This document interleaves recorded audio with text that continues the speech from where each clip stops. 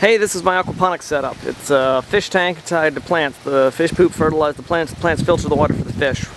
This is a 3 IBC design based on Murray Hallam's Top Mark II system with dual pumps, a few other innovations that I did as I set it up.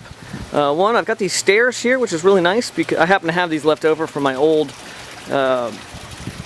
stairs to get up into my whirlpool tub in my master bath, which when we replaced, had these extra stairs left over. They're sitting in my sheds. You see, the water's kind of murky. I did that because that's partly because I reused a bunch of existing gravel that was part of a landscaping project the previous homeowners had put in, which meant there ended up being a lot of dirt on that gravel. See, the tank looks pretty empty. I'm not sure if you can see that in the video. There are 4 fish in there, just 2 koi and 2 plecos. The koi are there to eat the mosquitoes, the plecos are there to eat the algae. This water was actually much cloudier and it's cleared up gradually. And once I get all the dirt out of the system, I keep swirling it up and so that it settles in the sump, and then I will clean the sump out every so often.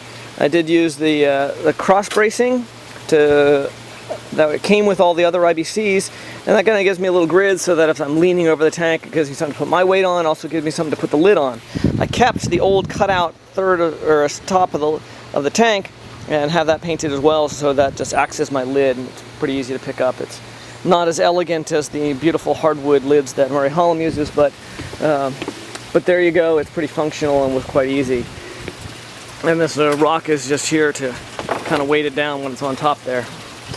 Each tank is painted a different color. That's partly just to make it pretty, and partly to give me a way to talk about it, so I can say, oh, I found the plants that are in the red tank or the red grow bed. Also, to get that water to clear up a little bit, it's like an old t-shirt, and I'm putting that right under where the water flows in, so the water is actually partly forced to flow through that. It acts like a little bit of a filter. This is a very poor man's filter. It helps get some of the sediment. I don't tend to leave that there long term, just once the water gets fully clear. So see, I've got lots of stuff going in here. It's been about 2 months since I put the system in. It went in operational about April. I've got beans and tomatoes and this thing, which I think is pumpkin. I don't remember planting pumpkin, that's why I'm not completely sure. It looks like pumpkin. I've got some corn that I also got planted late. This grow bed got filled later. This one is actually store-bought gravel all the way down. The other 2 had this redug up gravel. They all have the store-bought gravel on the top, at the very least. So it gives me a nice sort of clean stone, easy to plant in. There's some basil, there's some haskap, which is also known as honeyberry. There's a bunch of peas in the back there that are just starting to sprout. I just put those in a couple days ago. I use 4x4s in this sort of long design compared to the Murray Hallam, which kind of has the design staggered around a central sump. That's partly because of the space I had it in. Also thought it would be easier to add a greenhouse later that would cover the whole thing. It'll also make it easier to add bird netting, which I intend to do because the birds keep eating my beans and I'm somewhat annoyed about it. I don't have a battery backup air pump yet for the fish, but that's in the mail. I do keep this 5-gallon bucket here, and what I do is the plants will transpire 5 to 10 gallons of water a day. It's a lot of plants, and they breathe a lot of water through. And so even though the system, you're not constantly replacing the water like you would in either an aquaculture or hydroponic system, you do have to add a lot of water. So I put the water in there, let it sit all day, then in the morning, and actually sometimes in the morning and in the evening, I will dump it out and then fill the bucket back up so it has time to sit and all the chlorine has time to get off and the water can neutralize a little bit so that the chlorine doesn't hurt the fish. You use 4x4s to support this. There's sort of 2 sets, one that runs sort of halfway and the other one runs from the middle to the far end. And I wish I'd use 6x6s because this set is bowing a little bit. It's the longer run of the 2. But it's okay.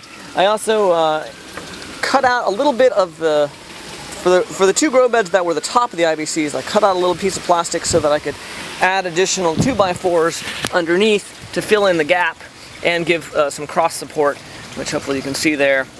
I do use 2 pumps. That's if one of the pumps fails, the other one hopefully will pick up the load and keep the system going, and hopefully I'll notice that the pump failed. Which is an interesting question. How would I know if the pump failed? There's no really obvious visible sign. I guess the water flow would decrease and I'd go investigate. So that's a lot of the simple setup I've got here. I'm quite pleased with it. I actually, the other day, had some salad that was at least partly grown out of here, and it was delicious. So, thanks for watching. I hope this helps inspire or inform somebody, and inspire you to do great things.